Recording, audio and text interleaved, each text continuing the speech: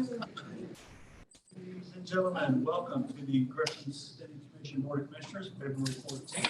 Happy Valentine's Day to everybody. We're going to open up with the Pledge of Allegiance led by Commissioner Rodney McCord, followed with the invitation by Commissioner Tinsley. Please join us.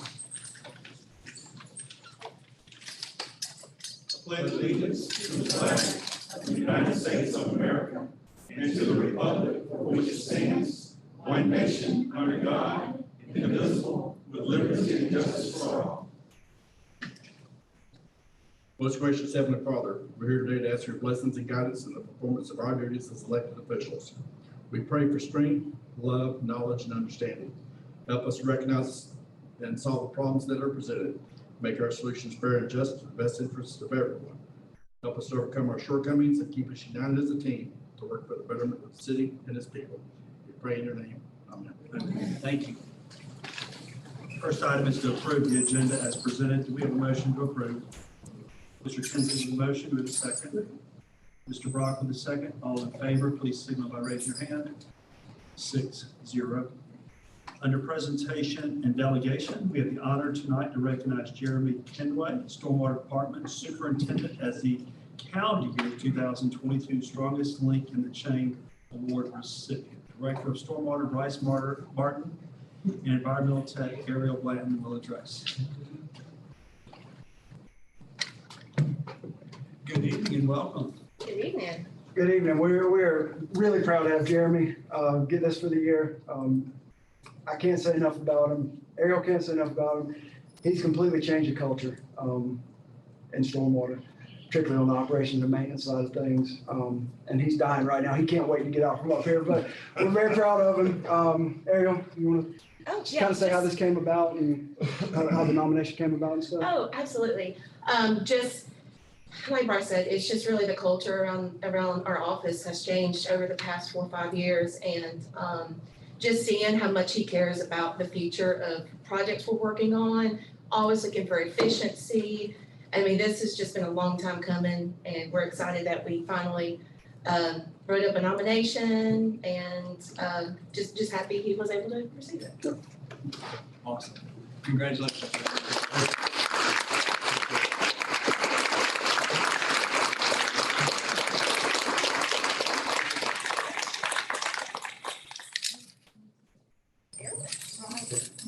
Okay. No, he's not. He's welcome to. You're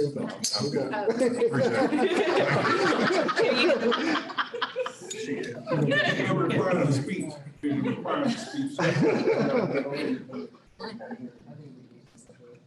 1, 2. Great. Thank you. Jeremy, you're in some great company of other Strongest Link in the Chain of the Year award recipients. And we're very proud of you. Your picture will be up at the city manager's office the rest of your days. Wonderful.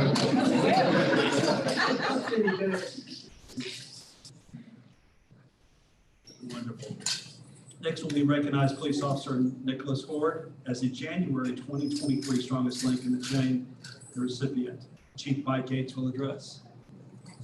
No, He won't? Oh. he will not. Adam Tremble will. We're glad to have you. Adam, you're welcome.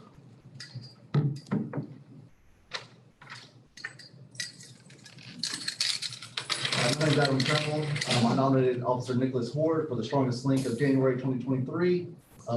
Nick always shows up to work happy, enthusiastic. He's a hard worker. He's dedicated to his job, dedicated to the citizens of Griffin. Always shows up to work. I'll get him to say his signature phrase in a minute when he talks. But one specific incident was during the tornado in Griffin. We found a lady, or Officer Ford found a lady trapped in a house. The roof was actually collapsed on top of this lady. She was pinned down on top of her couch, unable to move.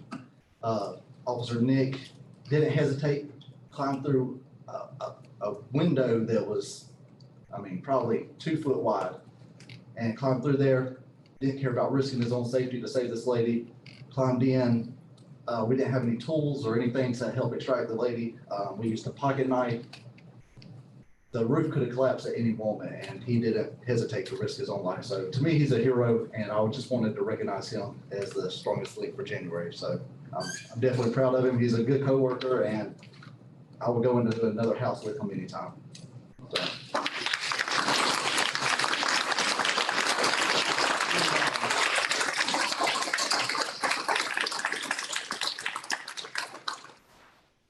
Your motivational word for the night, Dick? Don't let the badge make you, you make the badge. Excellent. You gotta do your what baby thing. Oh, what up, baby? I was waiting. That's what I was. The rest of your life. Great job. Right, thank you. Thank you. And thank you all for your service, y'all. Ever since I was a kid, I always dreamed of being a police officer, but I never thought the day would come when somebody would call me a hero, so thank y'all.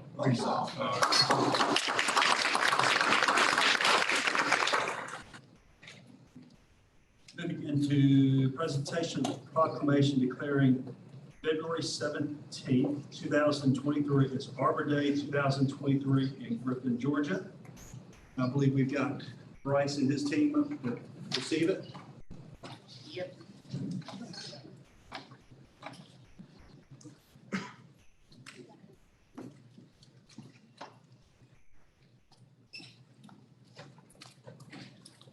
Happy day. How are y'all doing today? Welcome, everybody. So today we're having a proclamation declaring Arbor Day 2023. Whereas in 1872, J. Sterling Morton proposed to the Nebraska Board of Agriculture that a special day be set aside for the planting of trees called Arbor Day, which was first observed with this planting of more than 1 million trees in Nebraska. Whereas Arbor Day is now observed throughout the nation and the world in recognition of the fact that trees can reduce the erosion of our previous topsoil by wind and water, reducing heating and cooling costs, moderate the temperatures, clean the air, produce oxygen, provide habitat for wildlife, and reduce stormwater runoff. And whereas trees are a renewable resource giving us paper, wood for our homes, fuel for our fires, and countless other wood products. Trees in our city increase property values, enhance the economic vitality of business areas, beautify our community, whereas they are planted and are a source of joy and spiritual renewal. And whereas the city of Griffin has appointed an environmental council to facilitate and oversee the planting of trees in our city. And whereas the city will host a tree planting in honor of city retiree Craig Jenkins, the tree will be planted at Third Ward Park at 10 a.m. Whereas 2023 is the city's 31st year to be recognized as a Tree City USA by the National Arbor Day Foundation. The city will be hosting a tree giveaway at the Flint River Regional Library on Friday, February 17, 2023 from 12 p.m. to 3 p.m. Now therefore be resolved, the Board of Commissioners of the City of Griffin does hereby proclaim Friday, February 17, 2023 to be Arbor Day 2023 in the City of Griffin and urge all citizens to support efforts to protect our trees and woodlands, to support our city's urban forest programs, and to plant trees to promote the well-being of present and future generations. In witness whereof, I have hereunto set my hand and caused the seal of the City of Griffin to be affixed on this 14th day of February in the year of our Lord 2023. Signed, Douglas S. Holberg, Mayor, and Jessica O'Connor, City Manager. So I'd like to present you y'all's official Arbor Day proclamation. So, there you go.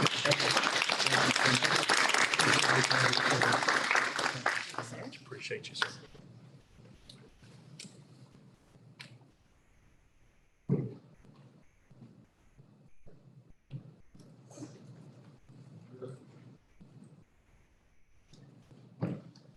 Our next presentation will be a proclamation declaring February to be Black History Month. Commissioner Flora Flowers will make the presentation. Sharon and Mr. Dalton.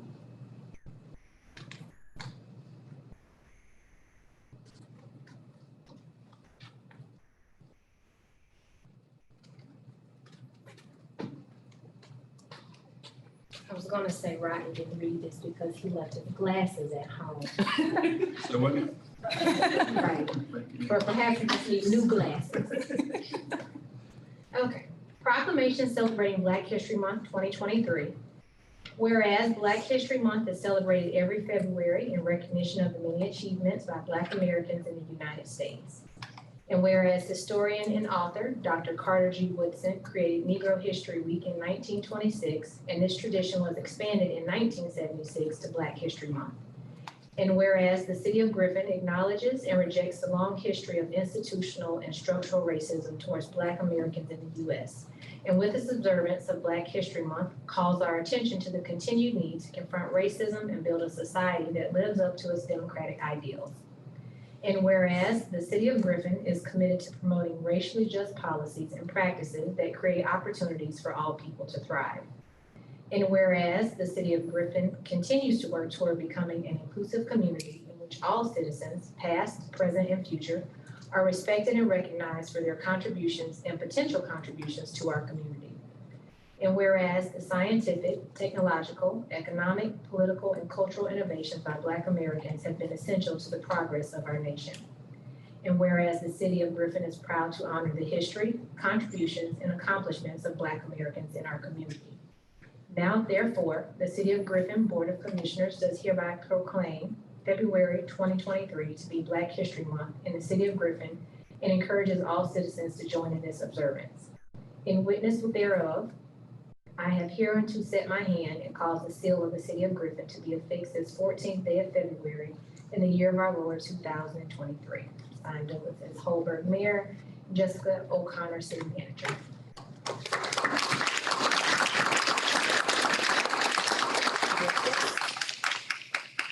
Would you like to say a few words, Dr. Jones? Yes, I want to thank all of the city commissioners for making sure that these proclamations are issued every year. It's very unfortunate that in this day and time, we can't really be celebrated the way that we would like. It's unfortunate that we are confined to 1 month of hundreds and hundreds and hundreds of years of history and generations of accomplishments, especially when we have rhetoric that is anti-CRT, also anti-diversity, equity, and inclusion. And just to give you guys a little bit of history, right now we have a lot of anti-woke talk, but what people don't realize is that woke actually was something that came out of the Black community. And it was about us learning about our history, embracing our history, embracing those accomplishments and things of that nature. And it has been co-opted for something that is inherently evil right now. So I just want to thank you guys for continuing to be progressive with progressive policies and ways of thinking and actually embracing the communities that are here. Thank you. Thank you, Dr. Jones, for your words.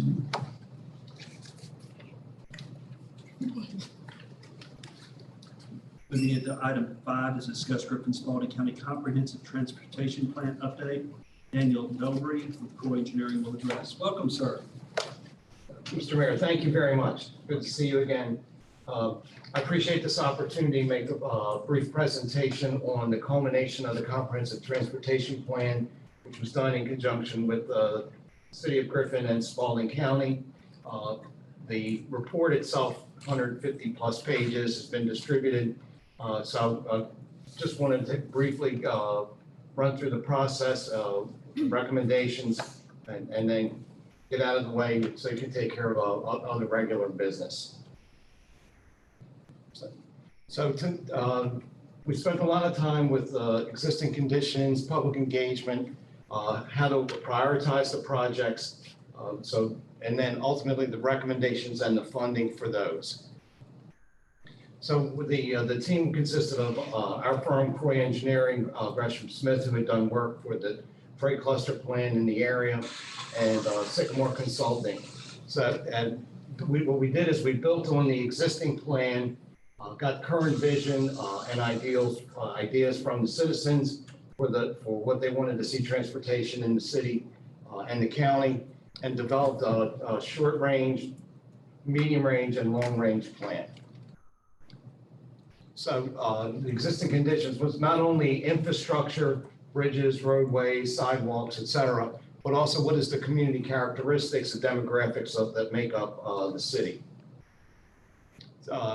Looking at the We also looked at projections from a long-range travel demand model to look at where congestion will occur in 2050. And as part of that was the crash analysis. And as you can see, the heavier roadway, the arterials, US 4119, State Route 16, has the greatest concentration of crashes, and that's where we focus those safety improvements in our recommendations. We had an extremely robust public engagement plan. We're at the Doc Holiday Festival, public meetings. We had a very engaged stakeholder committee, and also through surveys and the website.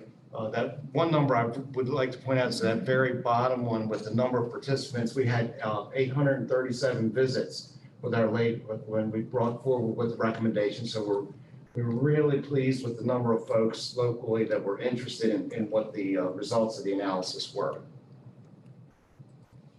We wanted to quantify how the money should be spent because we realized resources are limited. So we developed a scoring methodology across several elements to rank the projects, to come up with our recommendations, what should go short term. And looking at the numbers that we generated with what's been spent before, and maintaining those levels, and then also anticipating the significant amount of federal money that's going to come into the state of Georgia, and what portion of that can be invested in the transportation, multimodal transportation infrastructure here in the city. And it's a significant amount of money in each of those time periods for meeting the vision of the citizens. So we have, this was a combined project. So these bridges are not in the city, but in the county, but we have bridge projects, new capacity and new roadway. The bypass of 155 is an important project to the city to get the through traffic and the trucks away from where people want to be out and walking and enjoying the amenities that the city has to offer. Intersections were twofold, primarily safety, and that crash diagram I showed earlier is where we focus money with making the biggest impact on the short term, and also with freight and operations to ensure that they are accommodated and minimizing the impact to the citizens. List those projects there. Active mobility, more and more people want to get out and walk, ride their bicycles, their skateboards. So we looked at projects that would promote that healthy lifestyle that is more and more in demand. And then I wouldn't be a planner if I didn't say a study. You always need more studies. So we also included those types of longer range endeavors that to continue the viability for the city of Griffin. And not sure if you have any questions or delay to the regular business later in this meeting for the approval, and I apologize if I ran through that awfully quickly, but I don't want to take up more time than necessary for the culmination of this comprehensive transportation plan update. Thank you, Daniel. Yes, sir. Yes, sir. Mr. Brock. Good report, sir. But my question is, probably like sitting at the same question I'm sitting here with, who are we gonna get $2.68 million? Well, we're looking at the T-SPLOS program as leveraging that money for, would have been spent in the past. We considered that would be moved forward. We got that kind of money left for the city. No, that's anticipated funds. And we didn't look at I couldn't tell you what your current balance is, but this was projected funding. I was actually gonna go over that in financials, but right now, to date, for this fiscal year, we have 2.284 million for T-SPLOS collections. Last year, we had 1.072, but that was just 3 months worth of collections for that fiscal year. So we anticipate about $16.5 million from T-SPLOS projects. Are there any other questions? Thank you, Daniel. I look forward to passing this hopefully in the next few minutes. Thank you very much. Thank you for your work. Yes, sir. So that leads into Mrs. O'Connor with a review of the financial reports for December 2022.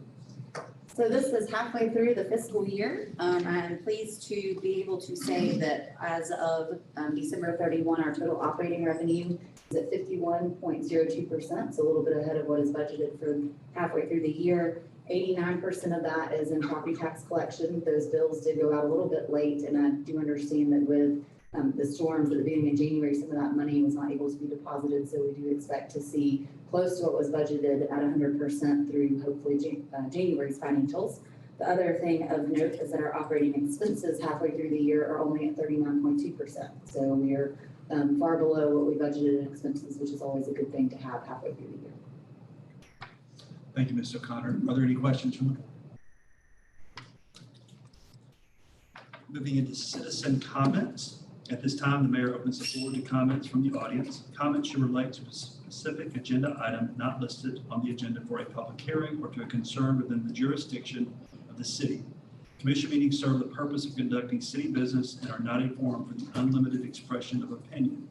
The mayor reserves the right to limit comments to matters germane to city business and may refer speakers to the city manager or other staff for resolution. With that being said, is there anybody on my left side like to come before the board? Good evening. If you'll please state your name and address for the record. Sure.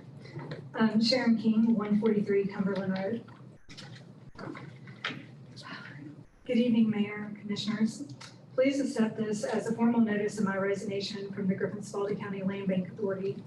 For the past 2 years, I've dedicated a lot of time attempting to launch the land bank in a direction that would benefit our community, grow our city, restore faith in local government, and establish equal treatment for all of our customers.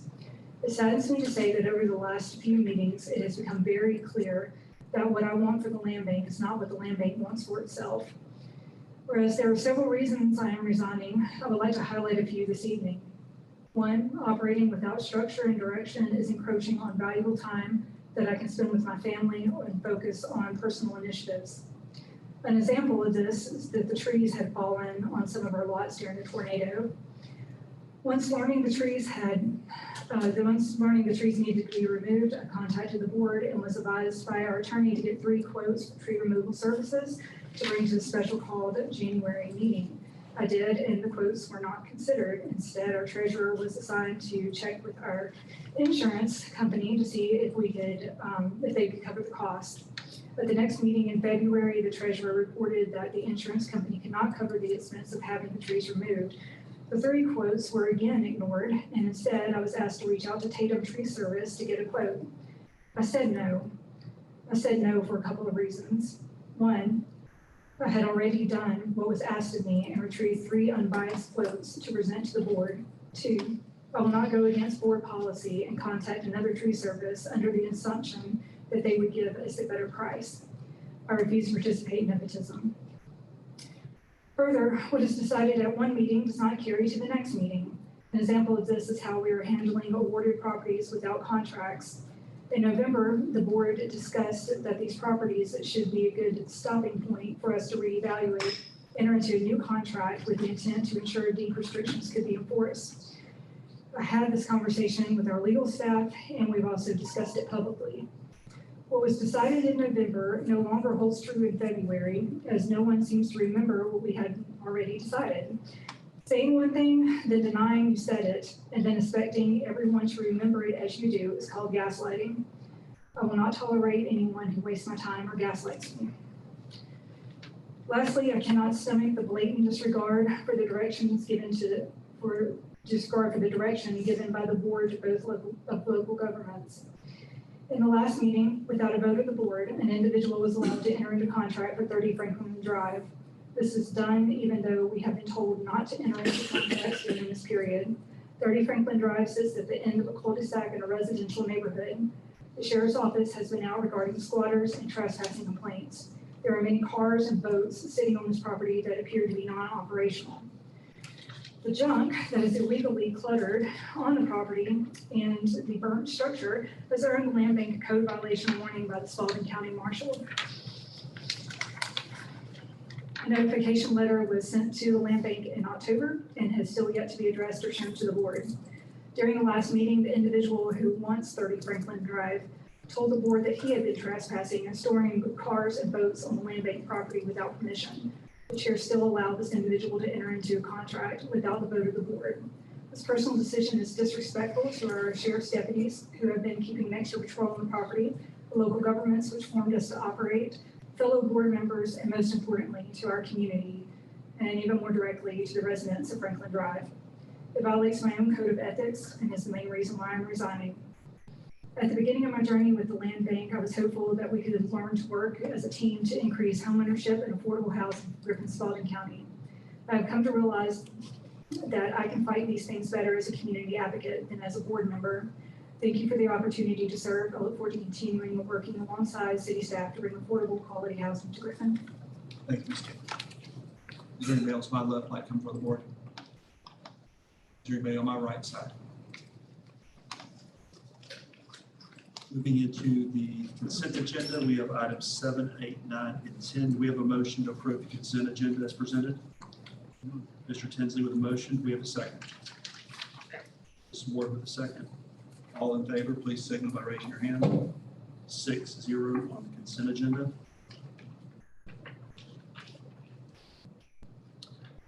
Item 11 is to consider the minutes of the City of Griffin Board of Commissioners regular meeting on January 24, 2023. Commissioner Flowers was absent. Do we have a motion to approve the minutes? Mr. Tinsley with a motion. Second by Mr. Brock. All in favor, please signal by raising your hand. 5-0-1 with Commissioner Flowers abstaining. Item 12 is to lift from the table and appoint members of the City Board of Ethics District 2, Commissioner Flowers, and 3, Commissioner Murray, per Code of Griffin, Chapter 2, Administration, Article 3, Officers and Employees, Division 2, Code of Ethics. We have a motion to lift from the table. So moved. Ms. Flowers with a motion. Do we have a second? Ms. Ward with a second. All in favor, please signal by raising your hand. 6-0. And Ms. Flowers, do you have a? Yes, ethics is Lawanda Coggins, Wanda Coggins. and then I'll bring you an address after. And I assume we need to table the appointment of District 3 for Commissioner Murray. Do we have a motion to approve tabling the appointment of District 3? Mr. Murray, or Mr. Tinsley with a motion. Second by Mr. Brock. All in favor of tabling the ethics appointment for Commissioner Murray, District 3, please signal by raise your hand. 6-0. Item 13 is to lift from the table and appoint a member of the Planning and Zoning Board for a 3-year term to District 2 to succeed Fatima Dukes, whose term expires 12/31/22. We have a motion to lift this from the table. So moved. Ms. Flowers with a motion, second by Mr. Brock. All in favor, please signal by raising your hand. 6-0. And District 2 appointment. Kendall, Kendall.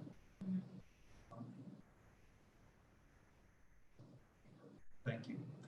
Item 14 is consider revisions to the citywide and pertinent department organizational chart.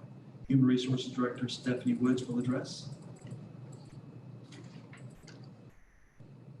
Good evening and welcome. Good evening. Hopefully you have the charts in front of you. We are merely trying to correct some inconsistencies that we had. Unfortunately, there were a few typos, a few structural changes with retirements that have recently occurred. So there are no new positions in there. There's nothing like that. It's just a matter of trying to make sure that our chart is exact, right, and matches exactly what our positions say they are, and also match what our payroll system says that the position is actually called. Are there any questions or comments? what are the orange boxes? Say unfunded. The orange boxes are positions that were approved, but they have been unfunded for the budget this year. Okay, but we intend to leave them in for future potential. We hope so. That was part of the budget amendment in order to adopt the compensation study. So a lot of that work that Ms. Thompson did in order to balance the budget again, we unfunded, for example, I think there's an accountant position in finance that we unfunded because we hadn't been able to get it approved, we haven't been able to get it hired, so we unfunded that position for the remainder of the year, but we will keep the position so we can put it back in funding for budget for FY '24. Okay, and so then I know you said that there were no new positions and there was just some cleaning up of this. Is there any actual structural change to the chart? There is not. The previous meeting, there was a change on the main chart that you all had approved, breaking out Department of Administrative Services.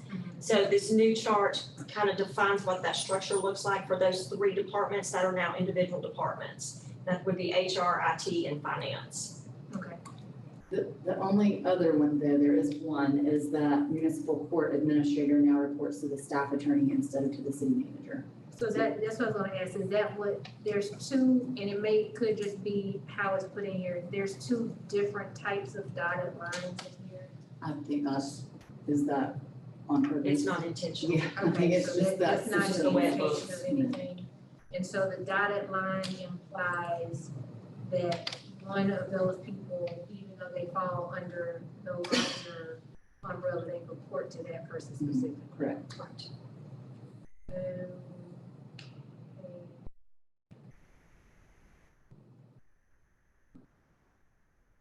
I'm just sort of trying to make sure I get this. Okay, got it. Thank you. Any other questions? Thank you, Mrs. Williams. Thank you. Do we have a motion to approve the revisions? Mr. Tinsley with a motion. Do we have a second? Second. Second by Mr. Brock. All in favor of the changes, please raise your hand. 6-0. Item 15 is consider the adoption of the 2023 Griffin Spalding County Comprehensive Transportation Plan update as published by Croy Engineering. Do we have a motion to approve? Ms. Ward with a motion. Do we have a second? Second by Mr. Tinsley. All in favor, please signal by raising your hand. 6-0. Item 16 is consider agreement with 4Up and Stripe for online t-shirts, or should be t-shirts instead of t-sheets. No, T-sheets. T-sheets is right? Okay. Yeah. T-sheets? Oh, okay, I got you. That's what For the golf. Rodney should have taught me that. Golf Point of sales software, email, text, marketing, credit card processing in the amount of $8,000 annually with a one-time setup charge of $450 for the City Griffin Golf Course. Do we have a motion to approve? Motion to approve, sir. Mr. Brock with a motion. Do we have a second? Ms. Ward with a second. All in favor, please signal by raising your hand. 6-0. Item 17 is consider a proposal from Tetra Tech Inc. through a previously approved master service agreement in the amount of $125,940 for updating the city's watershed protection plans. We have a motion to approve. Ms. Ward with a motion. Do we have a second? Second by Mr. Brock. All in favor, please signal by raising your hand. 6-0.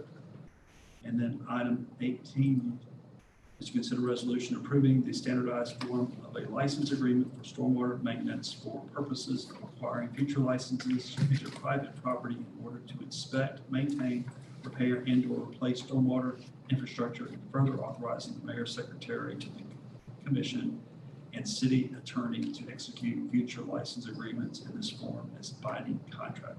Ms. O'Connor, a few words on that. Yes, I'm not Mr. Martin, but I will take this one for him because I wanted to just go ahead and point out at this point in the agenda, items 18 through 24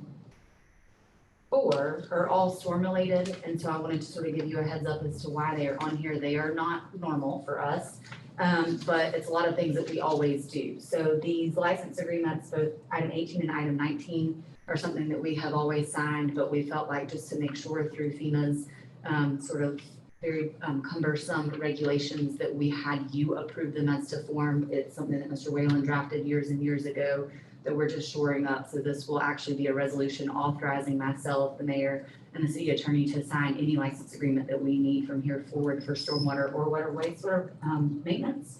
So that's what those two items are. The next couple are some of the contractor agreements that we had through electric that we have used consistently, but we wanted to make sure that that was actually produced in writing, so that's with UTEC and our Deep South Utility Services. And then the next two are emergency procurements. These are sort of all of the storm-related inventory that we had to purchase in order to get power restored. So those POs were approved and need you to retroactively approve them. And then the last one is the amendment to our Southern Disaster Recovery LLC contract that we did back the week after the storm in order to continue to remove debris and have management services for that removal. I also wanted to give you just a little heads up that yesterday we sent out letters to about 200, referencing about 270 structures. There were about 160 packages that went out because we do have multiple owners and some structures. It is a nuisance letter, but it is very different than our typical nuisance letter. It does tell them that there is a notice of possible unsafe conditions. These are the red and yellow placarded properties that we have talked to you all about since Charles Abbott started assessing them after the storm. What we are letting them know is that it is considered a public nuisance at this time because of whatever damage has occurred. We are asking that they give us sort of their plan of action by March 1st, so that if they can't do something or need help with that, we are meeting the deadline that FEMA has set at the middle of March so that we can try and make sure that they receive that assistance that is out there from FEMA. We are a little concerned that some people are not taking that route, and we want to make sure that we're talking with them to let them know that that is what they need to do. They've got to go to disasterassistance.gov. They have to go to the Disaster Recovery Center. I think some people don't believe that they will be eligible, or some people may have already received a denial letter and don't understand why they have been denied. It could be as simple as not providing the correct identification, or not filing through insurance first if they have it, or not providing the information that they don't have insurance. But we want to make sure that they know that we are here to help. So although it is a nuisance letter, it is not our typical nuisance letter saying you've got 15 days to let us know we're taking you to court. But we do want them to sort of tell us what the plan is so that we can help them through that. There also seems to be a little bit of confusion as to what kind of assistance the city of Griffin can provide. We are actually an applicant ourselves for FEMA assistance. We just received notice yesterday that categories C through G have been approved for this federal disaster. What that means is category A and B were approved when this was declared a federal disaster. That was done January 16th. But category C through G are all of our costs. So the infrastructure costs that we have sustained, which is closing in on probably about $15 million at this point, was not approved to be reimbursed until yesterday. So we have to go through the very similar process that an individual has to go through with FEMA as well to prove what all of our costs are so that we can have those reimbursed. We will have a recovery scoping meeting with our project manager Thursday. So our consultant that we hired back the week after the storm has been working with our director specifically to let them know what kind of inventory they need to provide, what kind of documentation they need to provide. If we missed a GPS coordinate on a particular utility pole, they're catching that to say, hey, don't forget this one, so that we don't miss reimbursement from FEMA. So that is sort of what we are working towards. Individual assistance is also provided by FEMA, but the city of Griffin cannot provide individual assistance. So we will help them. We will make sure that they get to FEMA, make sure that they get to the Red Cross. And then lastly, we do have a long-term recovery group that has been established in Spalding County for years, and that's actually funded through the Spalding Collaborative. They are considered our BOAD group, which is a GMA-oriented group that will handle the long-term recovery of this disaster. The money that was donated by businesses and organizations to the Tornado Relief Fund will actually be given to the collaborative, has been given to the collaborative for them to put together a resource allocation committee. They expect to have that committee sort of designated by the end of this week to put together the parameters that they will look at for grant purposes for individual assistance if FEMA and the American Red Cross does not cover it all. So as of, I think today, they have about $80,000. So that's not a huge amount either. So that's sort of a last-ditch effort to try and make sure that nobody is lost and that we can at least provide RIP for a couple months if we need to. But they are still working through what those parameters will look like as well. So I wanted to make sure we cleared up that confusion, give you a heads up on what the agenda items are that are forthcoming. And that way, if you have individual questions of the directors, you can ask them individually as they are listed to address. And if there's any questions generally about this storm, I'll be happy to address those. Thank you, Mr. Cook. Are there any questions anybody has for this point? On number 18. So in terms of these licenses, I'm just trying to make sure that I understand this. Is there a monetary component of this, or how does this? No. So at the time, we may have asked for a construction easement where we did provide monetary relief to the property owner if we had to go put a pipe underground. But this could just be, we need to come in and cut down this one tree. It's on their property, but we need to have the access authority to do that. And so this is the license agreement that allows that. But no, there's not, the monetary consideration is the fact that we're going to do the work for you, even though it's on your property. Because it could be damaging our infrastructure. And so does this have the power or teeth for someone who says, no, you can't come on my property? Then we potentially have an issue, yes. Okay, so the intention of this essentially is for a private property to just give us free permission to access Consent.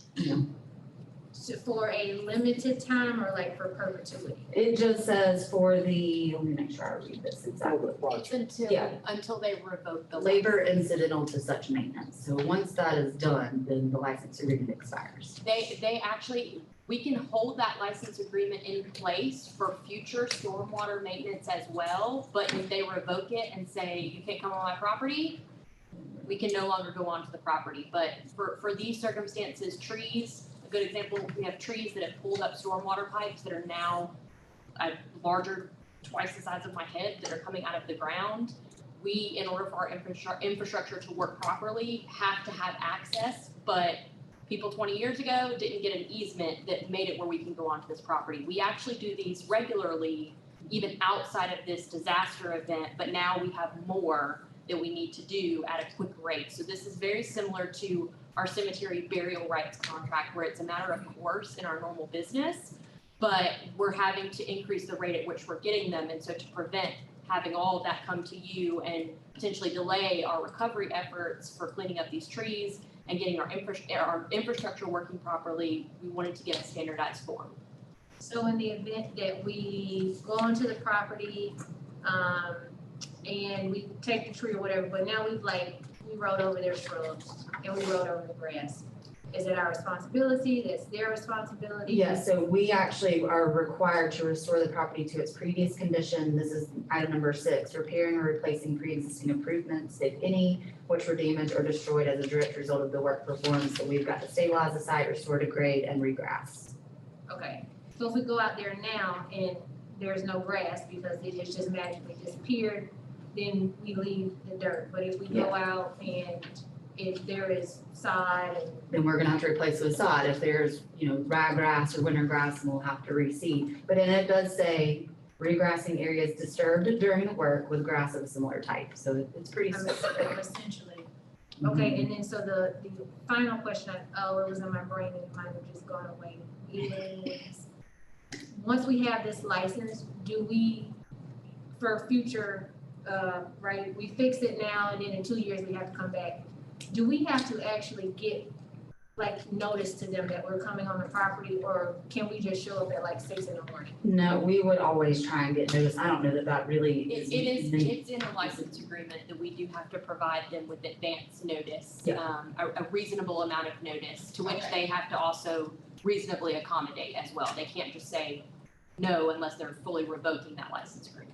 Okay, I'm just making sure that there's consideration for the other side as well. Yeah, so in item 5, it says that we shall diligently pursue the work. We also can't just come out there every once in a while and work on it. And that we must make reasonable efforts to notify the property owner in advance of the nature of the work to be performed and the tentative completion date, so they know what they're agreeing to in advance. Okay, I'm good. Any other questions? Thank you, Mr. O'Connor.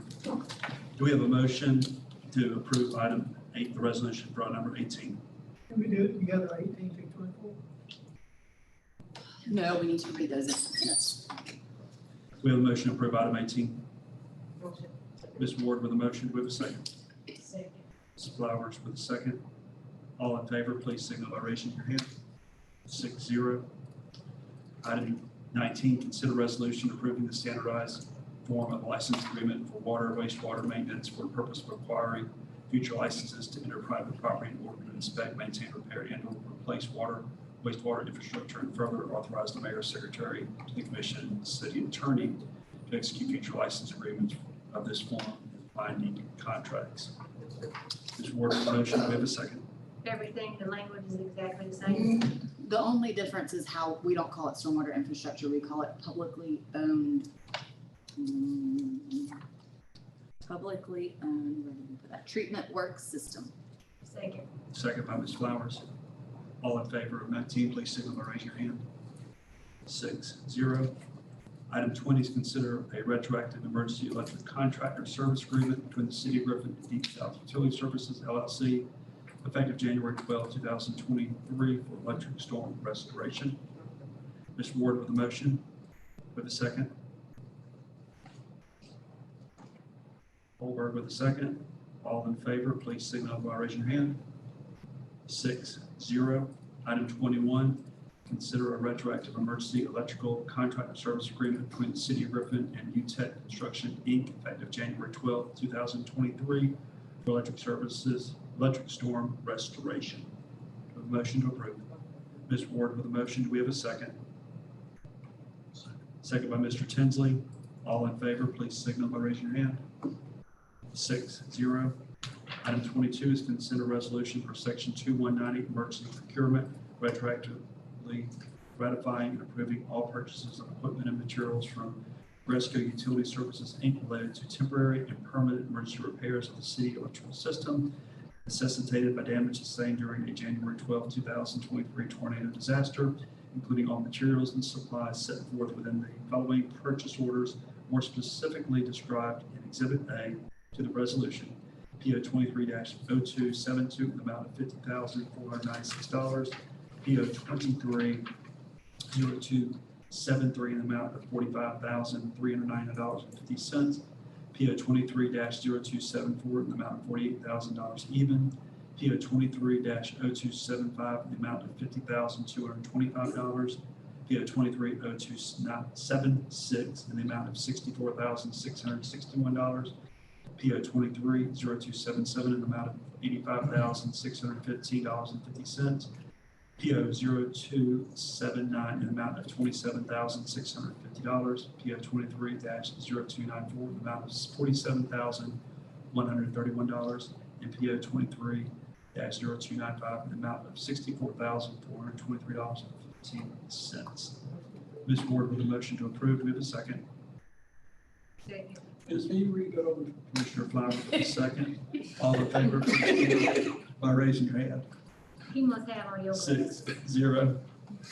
Item 23 is consider resolution for section 2190 emergency procurement, retroactively ratifying and approving all purchases of equipment and materials from Stewart C. Irby Company related to temporary and permanent emergency repairs of the city electrical system necessitated by damage sustained during the January 12, 2023 tornado disaster, including all materials and supplies set forth in the following purchase orders, more specifically described as Exhibit A in the resolution. PO 23-0270, the amount of $60,761.69. PO 23-0271, the amount of $38,470. PO 23-0278, the amount of $45,900. Do we have a motion to approve? Ms. Ward with a motion. Do we have a second? Commissioner Tinsley with a second. All in favor, please signal by raising your hand. 6-0. Item 24 is consider amendment to emergency contract agreement with Southern Disaster Recovery LLC, SDR, amending the supplementing of emergency contract for debris removal and management services dated January 14, 2020. Ms. Ward with a motion to approve. Do we have a second? Holberg with a second. All in favor, please signal by raising your hand. 6-0. Item 25 is consider resolution revising fees for certain services rendered through the various departments of the city of Griffin and authorizing this necessary amendments to the fee schedule to reflect those changes. City Manager Jessica Connor has given us a resolution to look at. Yes, I apologize. I've attached the fee schedule and then in my haste on Friday, forgot the resolution that you need in front of you to be able to adopt it. So this is just the resolution saying that the fees contained in the consolidated fee schedule will be adopted.